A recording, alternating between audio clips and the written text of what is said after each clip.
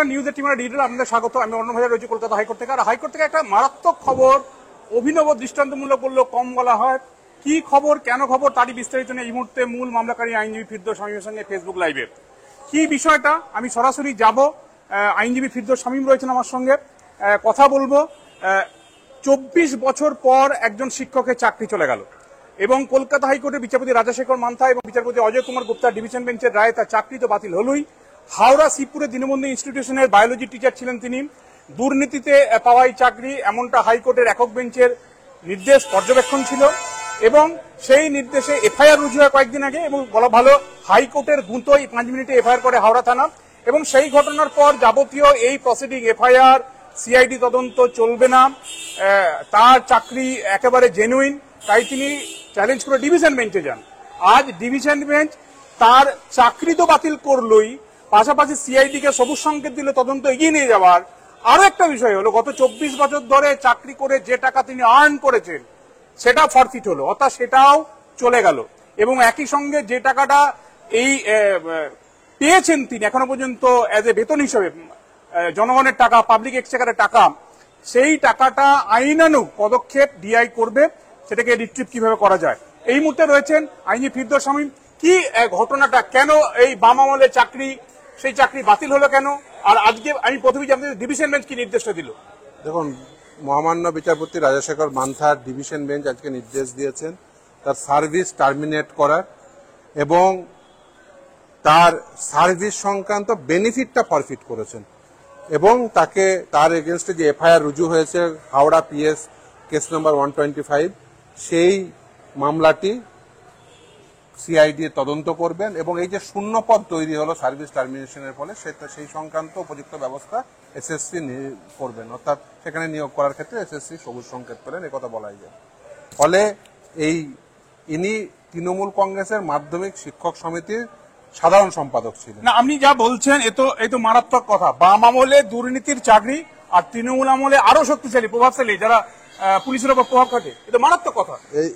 গত 7ই ফেব্রুয়ারি বর্তমান শিক্ষামন্ত্রী ব্রাত্য বসু তিনি তার ফেসবুকে পোস্ট করে জানান, পশ্চিমবঙ্গের মাননীয় মুখ্যমন্ত্রী এবং সর্বভারতীয় তৃণমূল কংগ্রেস সুপ্রিমো মমতা বন্দ্যোপাধ্যায়ের অনুমতি অনুসারে তথা নির্দেশে তৃণমূল কংগ্রেসের জেলা সভাপতিদের সুপারিশ ক্রমে পশ্চিমবঙ্গ তৃণমূল মাধ্যমিক শিক্ষক সমিতির সংশ্লিষ্ট উচ্চতর কমিটির অনুমোদন ক্রমে পূর্ব ঘোষণা অনুযায়ী পশ্চিমবঙ্গ তৃণমূল মাধ্যমিক শিক্ষক সমিতির রাজ্য সভাপতি, কার্যকর সভাপতি এবং কোষাধ্যক্ষ সহ তৃণমূলের পদাধিকারী নিয়োগ হয়। সেখানে সিরাজুল ইসলাম ছিলেন সম্পাদক।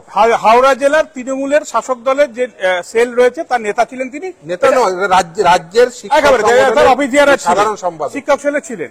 কিন্তু এটা তো মারাত্মক, বামেদের সঙ্গে তৃণমূলের এ তো একটা মারাত্মক বোঝাপড়ার তত্ত্ব দিচ্ছেন আপনি।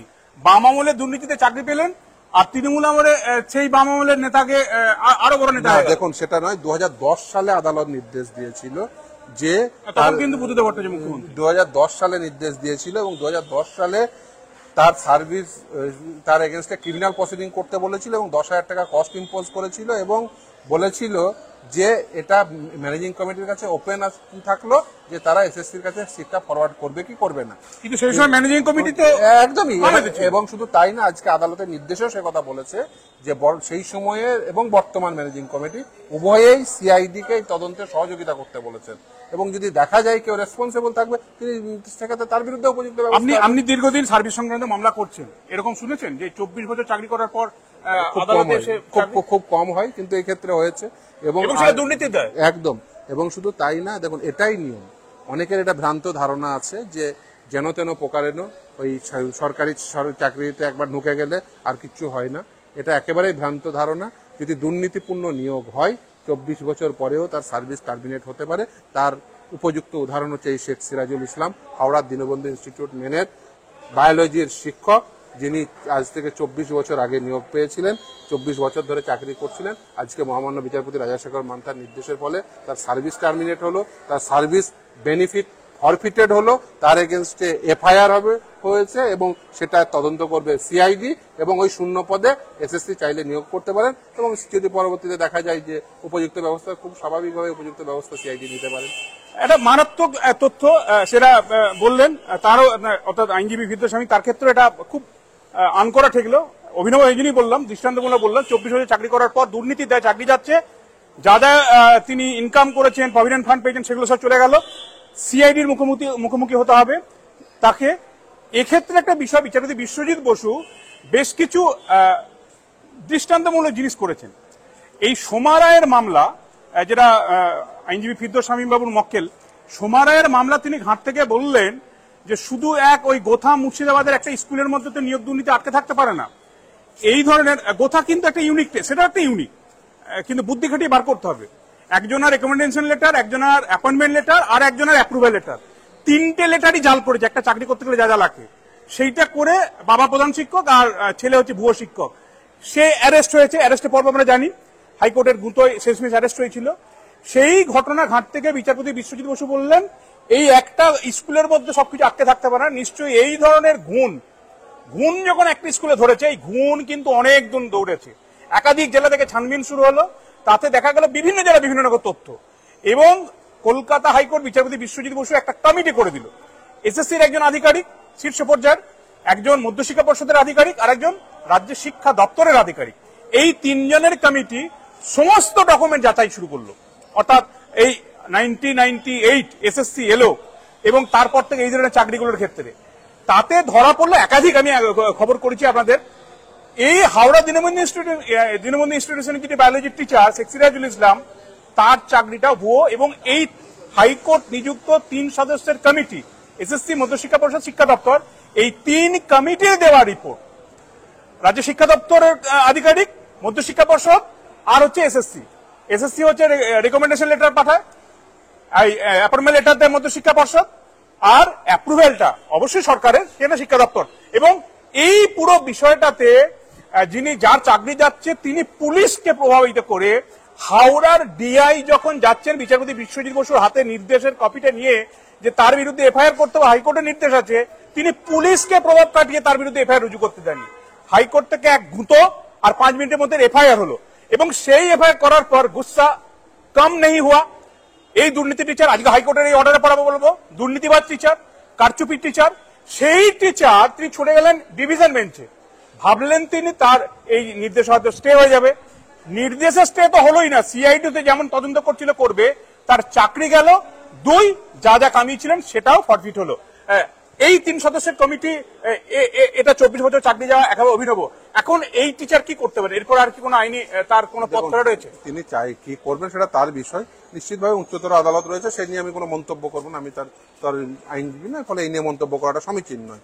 দ্বিতীয় হচ্ছে যে একেবারেই হাইকোর্টের ডিভিশন বেঞ্চের নির্দেশ 2010 সালে ছিল, তারপরে তিনি এতদিন চাকরি করলেন কি করে? এটাই হচ্ছে সব থেকে বড় প্রশ্ন, যে হাইকোর্টের নির্দেশ থাকা সত্ত্বেও তার বিরুদ্ধে ক্রিমিনাল প্রসিডিংস ইনিশিয়েট করার নির্দেশ ছিল, 10,000 টাকা কস্ট ইম্পোজ করেছিল, কোনো সুপ্রিম কোর্টের নির্দেশ ছিল না সেই অর্ডার অল্টার করার।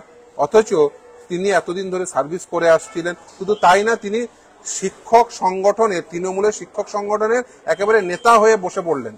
তিনি সর্বামূলক প্রভাবশালী, এটা একদম আদালত সেটাই বলেছেন। আদালত বলেছেন যে প্রভাবশালী কতটাই, যে ওই যে লিস্টটি ছিল ম্যানেজিং কমিটি 3 জনকে সেই সময় সিলেক্ট করেছে, তিনি ছিলেন 3 নম্বর ব্যক্তি।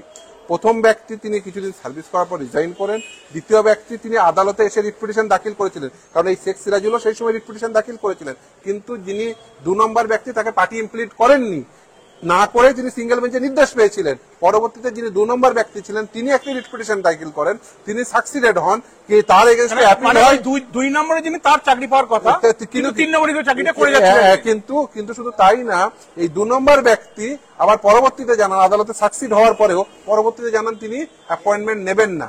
অথচ অ্যাপিল যখন প্রিফার্ড হয়, অ্যাপিল বেঞ্চ তখন জানিয়ে দেন, ডিভিশন বেঞ্চ, তৎকালীন ডিভিশন বেঞ্চ জানিয়ে দেন যে না, উনি যেহেতু এভাবে আদালতকে বেসিক্যালি মিসগাইড করেছিলেন, সেই জন্য 10,000 টাকা কস্ট, তার বিরুদ্ধে ক্রিমিনাল প্রসিডিং। এবং এই সিটটি ওপেন থাকলো ম্যানেজিং কমিটির কাছে, ম্যানেজিং কমিটি চাইলে সেটিকে রেফার করে দিতে পারেন এসএসসি কে। ফলে এই নির্দেশ থাকা সত্ত্বেও তিনি কিন্তু চাকরি করে যাচ্ছিলেন, যেটা একেবারেই করা উচিত ছিল না। এবং সেই জন্য আদালত বলেন যে তিনি কতটা প্রভাবশালী, যে একজন সিঙ্গেল বেঞ্চে অর্ডার পাওয়ার পরেও, যেটি দ্বিতীয় স্থানে তার তিনি জয়েন করতে চাইলেন না, আর আদালতের এই নির্দেশ থাকা সত্ত্বেও এতদিন বরাবরই প্রভাব, মানে প্রভাবের পাহাড়। এই আমি এখন আপনাকে যেটা জানতে চাইবো, সেটা মূল মামলা, যেটা বিচারপতি বিশ্বজিৎ বসুর বেঞ্চে হচ্ছিল, সেই মামলাটার কি স্ট্যাটাস, কবে তার শুনানি রয়েছে? দেখুন, এর পরবর্তী খুব রিসেন্টলি সেই মামলার শুনানি হবে এবং সেই মামলাতে আরো অনেক বড় লার্জার কোশ্চেন জড়িত। তার কারণ আমরা বারবার বলছি যে দেখুন, এখনো পর্যন্ত এসএসসির 4টে নিয়োগ প্রক্রিয়ায় সিবিআই তদন্ত হচ্ছে। অলরেডি আমরা প্রাথমিকের একটি সাপ্লিমেন্টারি চার্জশিটে দেখছি যে ওয়ার্ক এডুকেশন, ফিজিক্যাল এডুকেশনেও দুর্নীতি হয়েছে এবং একজন চিনু হাজরা, যিনি ওয়ার্ক এডুকেশন, ফিজিক্যাল এডুকেশনের জন্য বাজার থেকে টাকা তুলেছেন, এখনো পর্যন্ত ওয়ার্ক ফিজিক্যালের ওএমআর পাবলিশড হয়নি। আমরা চাইছি যে সেটা ওএমআর পাবলিশড হোক, সেখানে ওয়ার্ক ফিজিক্যালে যারা যারা এই অর্থের বিনিময়ে চাকরি পেয়েছেন সেগুলো এক্সপোজড হোক। একেবারে তাই, সেই তালিকা আসুক, আদালত কি নির্দেশ দেয়, এবং একই সঙ্গে ভাবে যেমনটা বললেন তিনি, এই চিনু হাজারের মতো যারা ব্যক্তি, যারা দালাল, তাদের তালিকা আসে কিনা, এবং ওয়ার্ক এডুকেশন, ফিজিক্যাল এডুকেশন তার ওএমআর পাবলিশ হয় কিনা, হাইকোর্টের পরবর্তী পদক্ষেপ দিকে আমাদের নজর থাকবে। তবে এটা একটা উদাহরণ, এটা একটা মনে রাখার মতো অভিজ্ঞতাও বটে যে 24 বছর পর আদালতের নির্দেশে কিন্তু চাকরি বাতিল হতে পারে, সেটা কোন রকম দুর্নীতি, অনিয়মের ওপর দাঁড়িয়ে যদি চাকরি হয়, এটা স্পষ্ট হয়ে এলো। এবং বাম আমলে চাকরি পাওয়া শেখ সিরাজুল ইসলাম আজ চাকরি হারা।